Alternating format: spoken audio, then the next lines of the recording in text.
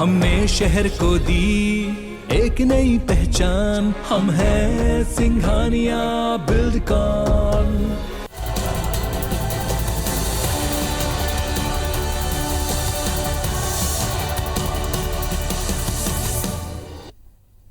नमस्कार, इस खास बुलेटिन में आप सभी का स्वागत है। मैं हूं आपके साथ आकांक्षा पांडे। आज की पेशकश में हम देखेंगे अतरंगी खबरों का नया फ्लेवर। देखिए जांजगीर के दिव्यांग का हुनर, भोपाल का रेल कोच जैसा शानदार रेस्टोरेंट, विदिशा के एक शख्स की 2 पत्नियों का एक साथ लापता होने का अजब किस्सा, ग्वालियर की महिलाओं का फुटबॉल के प्रति जुनून और पेंड्रा में एक दुर्लभ पेड़ में खिले उम्मीदों के फूल। और जानेंगे कि कैसे तमिलनाडु के ग्राहक ने चिल्लर सिक्कों से खरीदी बाइक। तो आइए शुरू करते हैं आज की अतरंगी खबरों का ये सफर।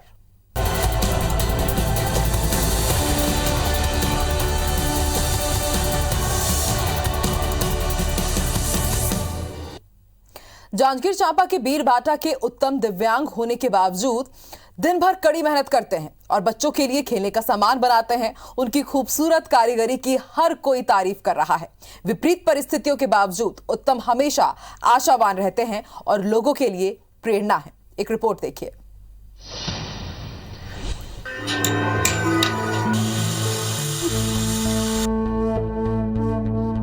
सीखा है मुश्किलों से लड़ना, सीखा है परेशानियों को सरल बनाना, सीखा है निराशा में आशा का हाथ थामना। हम बात कर रहे हैं जांजगीर चांपा के वीर भाठा के दिव्यांग उत्तम लाल केवट की। उत्तम ने विपरीत परिस्थितियों में भी अपने हुनर से, मेहनत से लोगों को आश्चर्यचकित कर दिया है। दरअसल उत्तम 8 साल की उम्र में ही दिव्यांग हो गए थे, लेकिन उन्होंने हौसला नहीं हारा और लकड़ी के छोटे छोटे टुकड़ों से खिलौने बनाना सीखा। जैसे तैसे खिलौने बनाने के लिए कुछ मशीनों का इंतजाम किया और अब उत्तम लाल लकड़ी से बच्चों के बेहद खूबसूरत खिलौने बनाते हैं और उन्हें बेचकर वे अपने परिवार का पालन पोषण करते हैं। लकड़ी के खिलौना बनाता हूँ, लगभग 4-5 प्रकार की। और जब मैं 7-8 साल के रहे ना, तो मैं विकलांग हो गए। खिलौना बनाता हूँ और ये मशीन मैं सब चलाता हूँ और ये हमारे परिवार के आय के साधन है। लकड़ी से ट्रैक्टर, कार, बस समेत दूसरे खिलौने बनाने का काम पिछले कई सालों से उत्तम कर रहे हैं। वीर भाठा के ग्रामीण उत्तम की मेहनत और लगन की हमेशा तारीफ करते रहते हैं। वो तो उत्तम के लिए सरकार से भी मदद की मांग करते हैं। यहाँ लकड़ी के नांगर, लइका मन के खिलौना, बफ, ट्रैक्टर, ट्रक ऐसे बना बना के अपन ही नहीं अपन पूरा परिवार के पालन पोषण करत है। एक विकलांग भी है, शरीर से खड़े नहीं हो सके, चल फिर नहीं सके, लेकिन ओकर बावजूद भी ओकर हिम्मत और हौसला अतका है कि वो लकड़ी से वेस्ट जो मटेरियल है ओकर से लइका मन के बहुत अच्छा खिलौना बना करके वो अपन साथ साथ अपन परिवार के भी जीवन यापन करते हैं। सरकार ला भी सहयोग करना चाहिए, कलेक्टर महोदय ला भी सहयोग करना चाहिए और एक हौसला ला बुलंद करना चाहिए। आज जो विकलांग हर दूसर के प्रति नहीं, अपन आत्मनिर्भर से ही कमात खात अपन जीवन यापन करत है। सरकार ने दिव्यांगों की मदद के लिए कई योजनाएं बनाई हैं और उन्हें प्रोत्साहित करने के लिए समय समय पर कार्यक्रम भी आयोजित करती रहती है। उम्मीद है दिव्यांग उत्तम के हुनर पर सरकार भी संज्ञान लेगी और उनकी मदद के लिए आगे आएगी। राजकुमार साहू, IBC 24, जांजगीर चांपा। और अब बात भारतीय रेलवे की, जो यात्रियों के लिए रोज नई नई सुविधाओं की शुरुआत कर रहा है। भोपाल रेलवे स्टेशन में प्लेटफॉर्म नंबर 6 पर खाने वालों की बड़ी भीड़ नजर आती है। यहां देश के अलग अलग राज्यों का स्वादिष्ट भोजन सर्व किया जा रहा है। इस रेल कोच रेस्टोरेंट का नाम आहार रखा गया है। ये रेस्टोरेंट क्यों खास है और यात्रियों की पहली पसंद क्यों बना है, आइए जानते हैं इस रिपोर्ट के जरिए।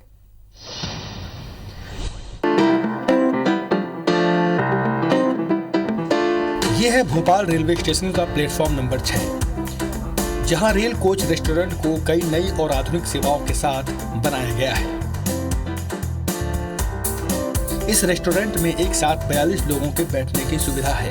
इसके साथ ही इस रेस्टोरेंट को रेल कोच के आकार में बनाया गया है। ये रेलवे का पुराना कोच है जिस पर स्थानीय कला संस्कृति की झलक दिखाने वाली कलाकृतियां बनाई गई हैं। इसमें बैठकर आपको ऐसा लगेगा कि आप ट्रेन के अंदर किसी रेस्टोरेंट में बैठकर खाना खा रहे हैं। रेलवे की एक निम्फ्रेस पॉलिसी के तहत पहला है कोच रेस्टोरेंट, और एमपी में इस सीरीज़ में पश्चिम मध्य रेल ने काफ़ी अच्छा काम किया है, और इस प्रोजेक्ट से और इस प्रयोग से रेलवे को राजस्व का लाभ भी हो रहा है, और आने वाले समय में और भी अच्छी सुविधा हम दे पाएंगे इससे। रेल कोच रेस्टोरेंट में 24 घंटे खाने की सुविधा यात्रियों को मिलेगी। इसके साथ ही यात्री रेलवे स्टेशन पर पहुंचकर खाने का ऑर्डर दे सकते हैं। बता दें कि इस रेस्टोरेंट में यात्रियों को वेज और नॉनवेज दोनों तरह के खाने को सर्व किया जाता है। इस रेल कोच रेस्टोरेंट के जरिए रेलवे को करीब 59 लाख रुपए का राजस्व प्राप्त होने की उम्मीद है। रेलवे ने इस रेल कोच रेस्टोरेंट के बारे में अपने ऑफिशियल ट्विटर हैंडल पर ट्वीट शेयर कर जानकारी दी है। इसमें रेलवे ने लिखा है, restaurant on wheels. Paschim Madhya railway के भोपाल स्टेशन पर शुरू हुआ रेल कोच रेस्टोरेंट, जिसमें यात्री और स्थानीय लोग परिवार सहित बैठकर लजीज व्यंजनों का आनंद उठा सकते हैं। तो अगर आप भी अतरंगी रेल रेस्टोरेंट में लंच या डिनर करना चाहते हैं तो यहाँ आ सकते हैं पूरे परिवार के साथ। Bureau report, IBC 24।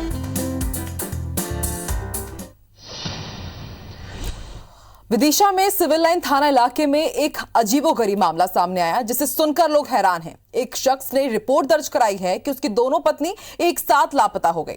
आखिर क्या है ये पूरा मामला, एक रिपोर्ट देखिए।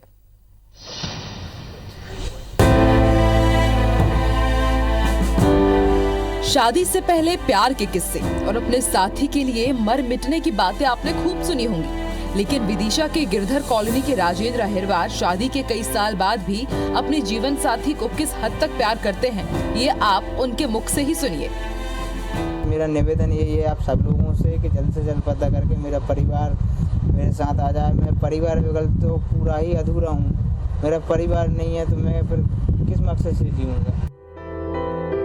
दरअसल राजेंद्र अहिरवार ने 2 शादियां की हैं। दोनों पत्नियां सगी बहनें हैं। एक पत्नी से एक मासूम बेटी परी भी है, लेकिन 28 मार्च को दोनों पत्नियां मायके दादी से मिलने गई थी। बेटी को भी साथ ले गई। मायके से लौटने की भी राजेंद्र को खबर मिली, लेकिन रास्ते में ही अचानक दोनों पत्नियां बच्ची के साथ गायब हो गई।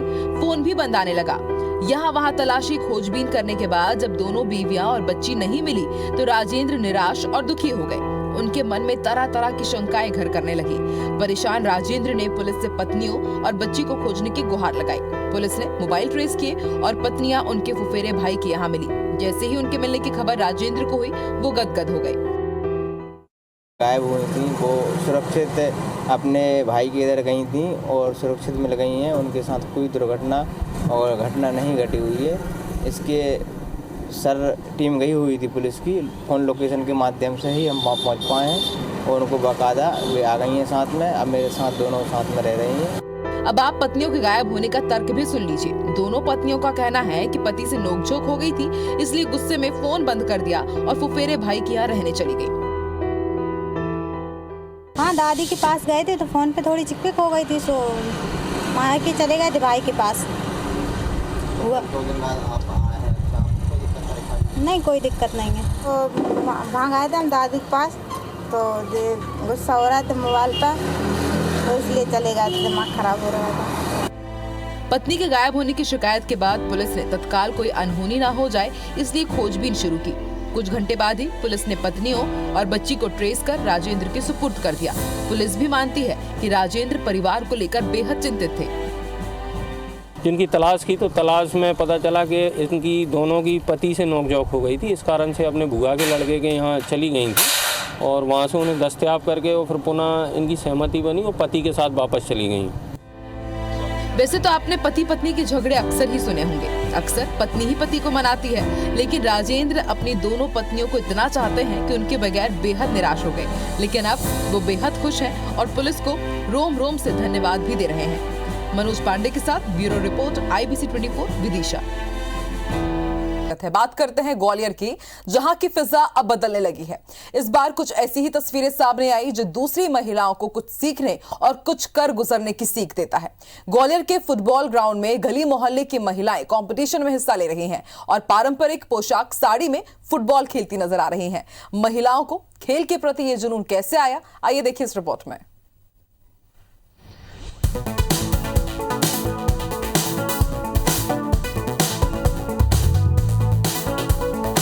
शायद ही आपने ऐसी तस्वीरें देखी होंगी जब महिलाएं फुटबॉल ग्राउंड में साड़ी पहनकर फुटबॉल को किक मार रही हो तो कोई फुटबॉल को रोकने के लिए जी जान लगा रही हो। ये तस्वीरें ग्वालियर के फुटबॉल ग्राउंड की हैं, जिसमें ग्वालियर के गली मोहल्लों से निकलकर ये महिलाएं फुटबॉल के मैदान पर पहुंचती हैं। नारी सशक्तिकरण को बढ़ावा देने के लिए हो रहा है, तो स्वास्थ्य को और खुद के लिए जागरूक करने के लिए इस कार्यक्रम का आयोजन किया गया है। यहाँ पे बहुत सारी महिलाएं फुटबॉल खेल रही हैं, जैसा कि आप ग्राउंड में भी देख रहे हैं। और खासियत ये है कि कहा जाता है साड़ी पहन के किचन में भी काम करना मुश्किल होता है, पर यहाँ पे नारी शक्ति साड़ी पहन के फुटबॉल खेल रही है और गोल पे गोल लगाए जा रहे हैं। इन महिलाओं को फुटबॉल के ग्राउंड तक लाने में शहर की समाज सेवी महिलाओं को बड़ी मशक्कत करनी पड़ी, लेकिन जब इन घरेलू महिलाओं ने गोल दागे तो सभी ने दांतों तले उंगली दबा लिए। मैच खेलने वाली महिलाओं का कहना है कि उनके लिए बेहद मुश्किल था, लेकिन उन्होंने फुटबॉल के जरिए बताने की कोशिश की है कि वो किसी से कम नहीं है, साथ ही अपनी पारंपरिक ड्रेस में खेलों के मैदान में है। साड़ी में फुटबॉल खेलना एक अलग ही, वो हमारे लिए सबके लिए बहुत, महिला शक्ति के लिए एक गर्व की बात है। और ये दिखाती है, हम सब ये दर्शाते हैं कि कोई भी महिला घर में सिर्फ बंधे रहने के लिए नहीं है। साड़ी पहन के हर महिला हर एक काम कर सकती है। लाइफ में पहली बार ग्राउंड में खेली हूँ, मुझे लगता नहीं था कि मैं जीत जाऊंगी। आज मेरी पहली बार खेला है और पहली बार में जीत के दिखाया है। बहुत अच्छा लगा। जो लड़कियां साड़ियों में पहन के कुछ नहीं कर सकती, वो फुटबॉल खेल सकती है। ग्वालियर चंबल अंचल की महिलाएं खेल के क्षेत्र में आगे बढ़ रही हैं। ये तो साफ हो गया है कि अब वो दिन दूर नहीं जब मध्य प्रदेश की महिलाएं राष्ट्रीय अंतर्राष्ट्रीय स्तर की स्पर्धाओं में गोल्ड मेडल लाएंगी। नासिर गौरी, IBC 24, ग्वालियर।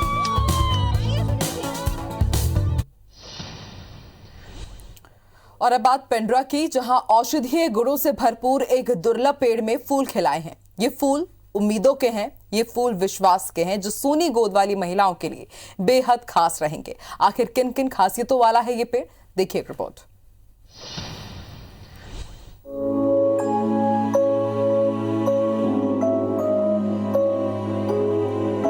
किसी परिवार में बच्चों की किलकारी न गूंजे तो परिवार अधूरा सा रहता है। महिलाएं मां न बन पाए तो उन्हें तरह तरह के ताने सुनने पड़ते हैं, लेकिन हर मर्ज का इलाज भी इस धरती पर मौजूद है। हम बात कर रहे हैं पुत्रदा या पुत्र जीवक पेड़ की। ये संतानहीनों को संतान देने में मदद करता है, इसलिए इसे पुत्र जीवक का नाम दिया गया है। चैत्र के महीने में इस बार पुत्रदा पेड़ में फूल खिले हैं। पेंड्रा के राजमहल प्रांगण में भी एक पुत्रदा पेड़ लगा हुआ है। वैसे तो पुत्रदा का पेड़ पहाड़ी क्षेत्रों में पाया जाता है। इसका पेड़ हमेशा हरा और तने पर फीके रंग की छाल होती है। पत्ते के किनारे कटे से होते हैं और इनका रंग गहरा होता है। इसके फूल पीले हरे रंग और गुच्छों में होते हैं। इसके फल गोल और तीखे नोक वाले होते हैं। संतान प्राप्ति के लिए पुत्र जीवक बीज की गिरी को दूध के साथ मासिक के दिनों में लिया जाता है। इसके अलावा पुत्रदा पेड़ की छाल पानी में पीसकर दिन में एक बार 2 से 3 सप्ताह तक लेने से गर्भावस्था के दौरान असामान्य रक्तस्राव रुक जाता है और गर्भधारण में सफलता हासिल होती है। जैसे ही नए साल के आगमन का समय होता है, चैत्र नवरात्रि के समय ही इस वृक्ष में फूल आते हैं और इसके बाद इसमें फल आएंगे। और ये फूल और फल दोनों के उपयोग करने से जिन माताओं के या जिन दंपतियों के बच्चे नहीं होते वो उसमें काम आते हैं। पुत्रदा दुर्लभ और आयुर्वेदिक औषधीय पेड़ है। ये उन महिलाओं के लिए वरदान है जिनमें बच्चे पैदा करने में कुछ खामी होती है। वैसे तो कुछ साल के अंतराल में पेड़ पर फूल आते हैं, लेकिन इस बार फूलों का आना शुभ संकेत से कम नहीं। उम्मीद है ये फूल जरूरतमंदों की बगिया में भी खूबसूरत फूल खिलाएंगे। शरद अग्रवाल, IBC 24, पेंड्रा। तमिलनाडु में एक ग्राहक अपनी पसंद की बाइक खरीदने पहुंचा तो शोरूम के कर्मचारियों के पसीने छूट गए। आखिर ऐसा क्या हुआ, चलिए जानते हैं इस अतरंगी खबर में।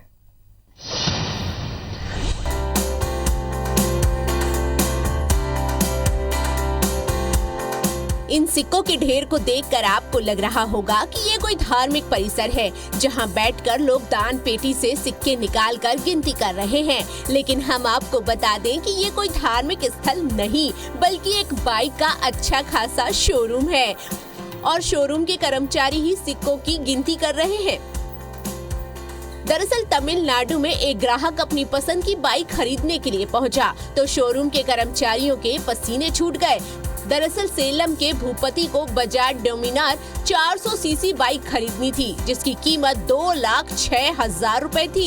इसके लिए वो पिछले 3 सालों से 1-1 रुपए जमा कर रहा था और जब भूपति के पास बाइक खरीदने लायक पैसे जमा हो गए तो वो सीधे उनको बोरी में भरकर मिनी वैन के जरिए शोरूम पहुंचा।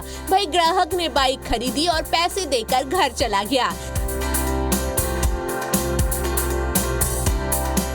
लेकिन बेचारे शोरूम वालों ने बोरों से 2 लाख सिक्के गिनना शुरू किए तो उनके होश उड़ गए। इस अतरंगी ग्राहक के 2,06,000 सिक्के गिनने में शोरूम के कर्मचारियों को एक नहीं बल्कि 10 घंटों से भी ज्यादा का वक्त लगा।